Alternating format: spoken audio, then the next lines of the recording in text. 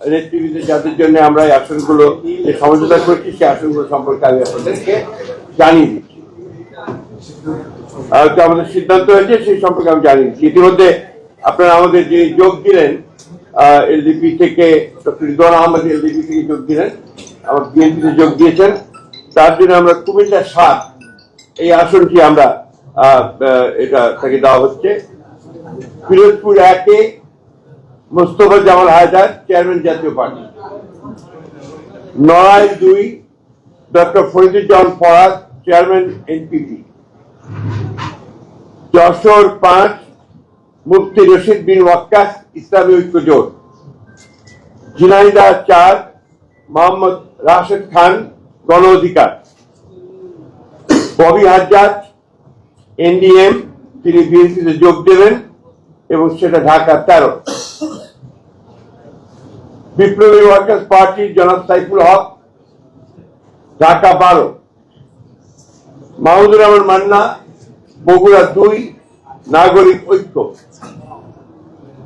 নুরুল হক নূর, গণ অধিকার, পটুয়াখালী ৩। ব্রাহ্মণবাড়িয়া ৬ মোহাম্মদ জুনায়েদ আব্দুল রহিম সাকি, গণসংহতি আন্দোলন।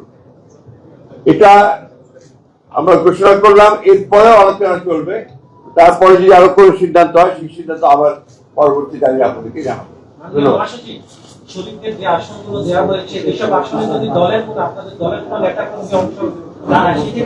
দলের মিলে আমাদের সাংগঠনিক ব্যবস্থা না হবে।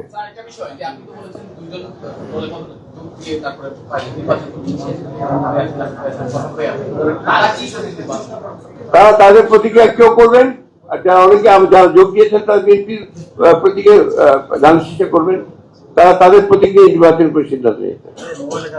সেখানে আমাদের কোনো প্রার্থী থাকবে না।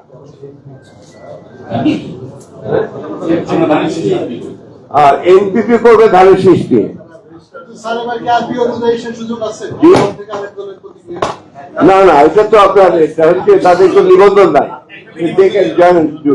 হ্যাঁ, ঠিক আছে, ধন্যবাদ।